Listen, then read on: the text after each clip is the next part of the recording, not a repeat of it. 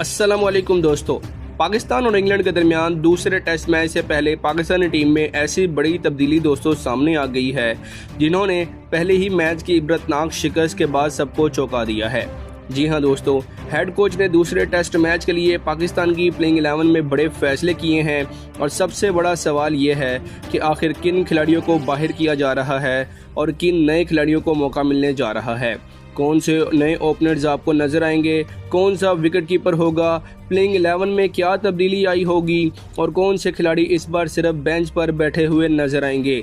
मुकम्मल प्लेइंग 11 आपको आगे बता देंगे, लेकिन दोस्तों एक ऐसी तब्दीली भी है जिस पर सबकी नज़रें जमी हुई हैं।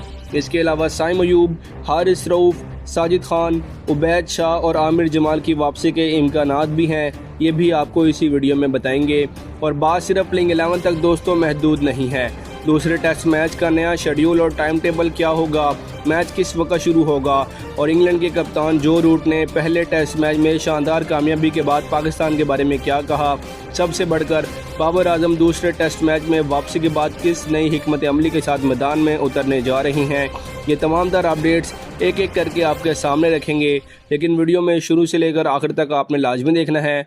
और वीडियो में आगे बढ़ने से कबल दोस्तों आपसे सिर्फ इतनी छोटी सी दरख्वास्त है कि आप जिस जगह, जिस शहर और जिस मुल्क से भी हमारी ये वीडियो देख रही हैं उसका नाम कमेंट सेक्शन में ज़रूर लिखिएगा ताकि हमें पता चल सके क्रिकेट नाज़रीन दुनिया में कहाँ कहाँ मौजूद हैं। तो दोस्तों आइए सीधा प्लेइंग 11 की तरफ चलते हैं, उसके बाद आपको इस मैच का नया टाइम टेबल और शेड्यूल बताएंगे। देखिए दोस्तों, पहले टेस्ट मैच में पाकिस्तानी टीम जिस तरह इंग्लैंड के हाथों एक इनिंग्स और 103 रन से हारी, उसके बाद अब सबसे बड़ा सवाल ये है कि क्या पाकिस्तान दूसरे टेस्ट मैच में भी इसी टीम के साथ मैदान में उतरेगा, और जवाब है बिल्कुल नहीं।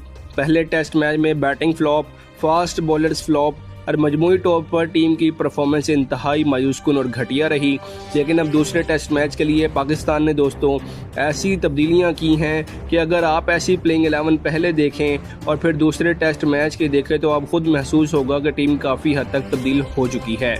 और सबसे दिलचस्प बात, कुछ ऐसे बड़े खिलाड़ी बाहर हो रहे हैं जिन्हें शायद आपने बाहर होने का सोचा भी नहीं था, जो शायद खुद को टीम का असासा समझते थे कि टीम उनके बगैर कुछ भी नहीं है। बिलाखिर यहाँ पर उनको बेंच के ऊपर बिठा दिया गया है। तो आइए दोस्तों पहले ज़रा देखते हैं कि पहले टेस्ट मैच में आखिर क्या हुआ था, क्योंकि यही शिकस्त दूसरे टेस्ट की इन तब्दीलियों की सबसे बड़ी वजह बनी है। लीड्स में खेले गए पहले टेस्ट मैच में दोस्तों पाकिस्तान की पहली इनिंग्स में सिर्फ 171 रन पर ख़त्म हुई। अब्दुल्ला शफीक ने 61 रन बनाकर मज़ामत ज़रूर की, लेकिन इसके अलावा कोई भी बल्लेबाज ज़्यादा देर इंग्लिश बॉलिंग के सामने खड़ा ना हो सका। उसके बाद इंग्लैंड ने 409 रन बना डाले और पाकिस्तान के सामने एक पहाड़ खड़ा कर दिया, जिसे अबूर करना पहले ही मुश्किल नज़र आ रहा था। लेकिन असल मसला दोस्तों ये था कि पाकिस्तान की दूसरी इनिंग्स में भी कहानी नहीं बदली।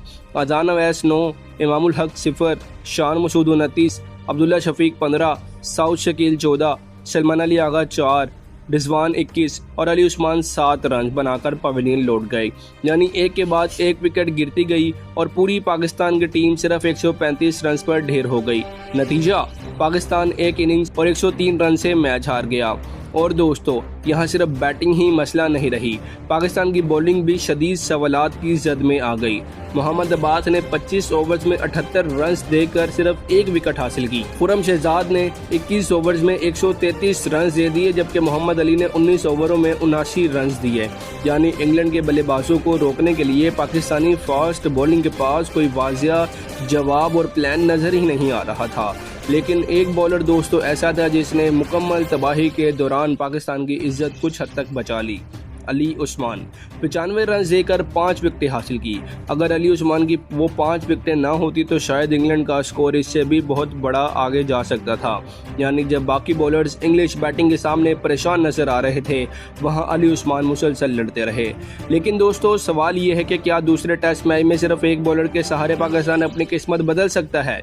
यही वजह है कि दूसरे टेस्ट मैच के लिए प्लेइंग 11 में बड़ी तब्दीली की जा रही है। और अब आते हैं दोस्तों असल मामले पर। सबसे पहले इमामुल हक की छुट्टी होती नज़र आ रही है। जी हाँ नाज़रीन, इमामुल हक बाहर और उनकी जगह पर इंजरी से वापस आने वाले अब्दुल्ला फजल को मौका दिया जा रहा है। अब्दुल्ला फजल ने डोमेस्टिक क्रिकेट में भी बड़ी अच्छी परफॉर्मेंस दी है और उनके ज़रिए यहाँ तक पहुँचे हैं। और आप सब जानते हैं कि बांग्लादेश के ख़िलाफ़ जब उन्होंने अजान अवैज के साथ डेब्यू किया था तो 1 डाउन पोजीशन पर उन्होंने कितनी ज़बरदस्त परफॉर्मेंस दी थी, दोनों इनिंग्स में 50s बनाई थी। अब सवाल ये है कि क्या ये नौजवान खिलाड़ी इंग्लैंड जैसी टीम के खिलाफ मौका मिलने पर खुद को साबित कर पाएगा। ये फैसला पाकिस्तान के लिए बड़ा रिस्क भी है और बड़ी अपॉर्चुनिटी भी है, क्योंकि दोस्तों अगर अब्दुल्ला फजल यहाँ पर चल गए तो बाबर आजम का ये फैसला दुरुस्त हो जाएगा और अगर खुदा ना ख्वास्ता वो फ्लॉप हो गए तो ये एक और बाबर के ऊपर तनकीद बन जाएगी। उसके बाद दोस्तों अब्दुल्ला शफीक ओपनिंग करेंगे और अब्दुल्ला शफीक को बाहर करने के तो फिलहाल कोई वजह बनती ही नहीं है, क्योंकि पहले टेस्ट मैच की पहली इनिंग्स में 61 रन के साथ वो पाकिस्तान के नुमाया बल्लेबाज रहे। यानी ओपनिंग जोड़ी अब्दुल्ला फजल और अब्दुल्ला शफीक के ऊपर होगी, यानी दोनों अब्दुल्ला आपके ओपनर होंगे। नंबर 3 पर सबसे बड़ा नाम दोस्तों अब यहाँ आती है वो वापसी जिसका शायद बहुत से पाकिस्तानी शौकीन इंतजार कर रहे थे, बाबर आजम। जी हाँ नाजरीन, बाबर आजम फिट हो चुके हैं और दूसरे टेस्ट मैच में नंबर 3 पर वापस आ रहे हैं। और यहाँ एक दिलचस्प सवाल पैदा होता है, क्या बाबर की वापसी वाकई पाकिस्तान की बैटिंग का मसला हल कर देगी? क्योंकि मसला सिर्फ एक खिलाड़ी का नहीं था, पूरी बैटिंग लाइनअप दबाव में बिखरी हुई थी। लेकिन बाबर आजम जैसे तजर्बाकार बल्लेबाज की वापसी यकीनन पाकिस्तान को स्टेबिलिटी दे सकती है। और बाबर की तरफ से ये पैगाम भी दिया गया है कि पहले टेस्ट मैच में जो गलतियां हुई वो दूसरे टेस्ट मैच में दोबारा नहीं दोहराई जाएंगी। नाजरीन अब देखना ये होगा कि ये बात सिर्फ बयान तक रहती है कि मैदान में अमली तौर पर भी इसके ऊपर अमल दरामद होगा। नंबर 4 पर दोस्तों आगा सलमान है और आगा सलमान यहाँ पर एक मरतबा फिर उनके ऊपर बड़ी जिम्मेदारी होगी। लेकिन यहाँ एक बड़ी तब्दीली ये है कि आगा सलमान दोस्तों अब कप्तान नहीं होंगे, यानी वो टीम में तो रहेंगे लेकिन कप्तानी उनके पास नहीं रही। और यही चीज़ हमें बताती है कि पाकिस्तान ने पहले टेस्ट की शिकस्त के काफ़ी संजीदगी से लिया है। अब आते हैं दोस्तों उस फैसले पर जिस पर सबसे ज़्यादा बहस हो सकती है। रिजवान को बाहर करके गाजी गोरी को मौका दिया जा रहा है। जी हाँ दोस्तों, विकेट कीपर बल्लेबाज गाजी गोरी नंबर 5 पर नजर आएंगे। लेकिन यहाँ सवाल बनता है, क्या रिजवान को बाहर करना वाकई दुरुस्त फैसला है? एक तरफ तजर्बाकार मोहम्मद रिजवान, दूसरी तरफ एक नया चेहरा जिसे मौका देने की ज़रूरत भी है। तो पाकिस्तान के पास यहाँ एक्सपीरियंस के बजाय शायद एक नई सिमत आजमाने का फैसला किया गया है। और अगर गाजी गोरी ने मौका मिलते ही अच्छी परफॉर्मेंस दोस्तों दे दी तो फिर ये फैसला टीम मैनेजमेंट के हक में जा सकता है। नंबर 6 पर दोस्तों आमिर जमाल मौजूद होंगे, यानी पाकिस्तान अपनी टीम में बैलेंस पैदा करने की कोशिश कर रहा है ताकि सिर्फ एक डिपार्टमेंट पर इन्हिसार ना करना पड़े। लेकिन दोस्तों मेरे ख्याल में यहाँ सबसे दिलचस्प तब्दीलियों में से एक तब्दीली साजिद खान की वापसी हो सकती है। पहले टेस्ट मैच में उन्हें काफ़ी मिस किया गया।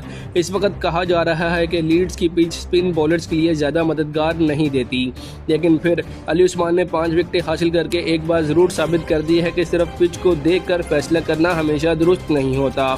अगर साजिद खान को मौका दिया जा रहा है तो पाकिस्तान शायद इंग्लैंड के बल्लेबाजों को मुख्तलिफ अंदाज से चैलेंज करना चाहता है। और दोस्तों ज़रा सोचिए, अगर साजिद खान ने इस पिच पर गेंद घुमा दी तो इंग्लैंड के लिए बड़ा मसला खड़ा हो सकता है। नंबर 8 पर उबैद शाह को मौका दिया जा रहा है, यानी पाकिस्तान नौजवान टैलेंट को भी आजमाने के मोड में है। और यही वो चीज़ है जो इस दूसरे टेस्ट को पहले मैच से मुख्तलिफ बनाती है। और यहाँ एक और बात बिल्कुल वाज़िया है, अली उस्मान की जगह तो बनती ही नहीं है कि उन्हें बाहर किया जाए। पहले टेस्ट में 95 रन देकर 5 विकेटें लेने वाली अली उस्मान पाकिस्तान के सबसे कामयाब बॉलर है। जब पूरी टीम दबाव में थी उन्होंने कम से कम अपनी तरफ से मुकाबला करने की कोशिश की, लिहाजा वह दूसरे टेस्ट में भी पाकिस्तान के प्लेइंग 11 का हिस्सा होंगे। खुरम शहजाद भी टीम में मौजूद होंगे, लेकिन पहले टेस्ट की कारकर्दगी के बाद उन पर यकीनन दबाव होगा। 21 ओवर्स में 133 रन देना किसी भी बॉलर्स के लिए एक अच्छा रीडिंग नहीं होता। अब देखना ये होगा कि वो दूसरे टेस्ट मैच में कमबैक करते हैं या फिर एक बार फिर इंग्लिश बल्लेबाज उन्हें टारगेट करते हैं। और नंबर 11 पर मोहम्मद अब्बास की वापसी भी नजर आ रही है, यानी पाकिस्तान ने एक तरफ नौजवानों को मौका दिया है और लेकिन दूसरी तरफ तजर्बा भी मुकम्मल तौर पर ख़त्म नहीं किया। अब यहाँ एक और बड़ी बात दोस्तों जिसे इग्नोर नहीं किया जा सकता, पाकिस्तानी शौकीन काफ़ी अरसे से कह रहे हैं कि टीम में मज़ीद पेस लानी चाहिए। हारिस रऊफ, शाहीन शाह अफरीदी और नसीम शाह जैसे नाम दोबारा कब नजर आएंगे? और इत्तलात के मुताबिक सीरीज़ के बाद पाकिस्तान के टेस्ट टीम में मज़ीद बड़ी तब्दीलियाँ देखने को मिलेंगी। सिर्फ यही नहीं, साइम अयूब की वापसी भी पाकिस्तान के लिए एक अहम खबर बन सकती है। यानी अगर आप समझ रहे हैं कि दूसरे टेस्ट मैच की प्लेइंग 11 ही पाकिस्तान की आखिरी तब्दीली है तो शायद ऐसा नहीं होगा। असल ओवरहाल इस सीरीज़ के बाद देखने को मिलेगा और इस सिलसिले में पीसीबी ने नौजवान और टैलेंट खिलाड़ियों को एनसीए कैंप में बुलाया है। फ़हीम अशरफ, आकिब जावेद, अहमद दानियाल, अरफात मिन्हास, कयूम खान, रिजवान उल्लाह, अब्दुल सजाद, इमरान खान जूनियर, मुबशर खान, सलमान मिर्ज़ा, जोहना मेहरान मुमताज़ जैसे खिलाड़ी कैंप में मौजूद हैं। यानी पाकिस्तान के पास बाहर बैठा हुआ टैलेंट मौजूद है। अब सवाल ये है कि क्या इन खिलाड़ियों को सिर्फ कैंप तक महदूद रखा जाएगा या वाकई कौमी टीम में मौका दिया जाएगा, क्योंकि पाकिस्तान क्रिकेट में सबसे बड़ा मसला हमेशा टैलेंट की कमी नहीं रहा। अब दोस्तों सवाल आपसे है, क्या इमामुल हक रिजवान को बाहर करना दुरुस्त फैसला है और क्या बाबर आजम की वापसी पाकिस्तान को इंग्लैंड के खिलाफ कमबैक करवा सकती है? अपनी राय कमेंट सेक्शन में ज़रूर दीजिएगा, क्योंकि दूसरा टेस्ट मैच 27 अगस्त को दोपहर 2:30 पर शुरू होगा और यहाँ पर अब फैसला होगा कि पाकिस्तान यहाँ पर किस तरह का परफॉर्म करता है।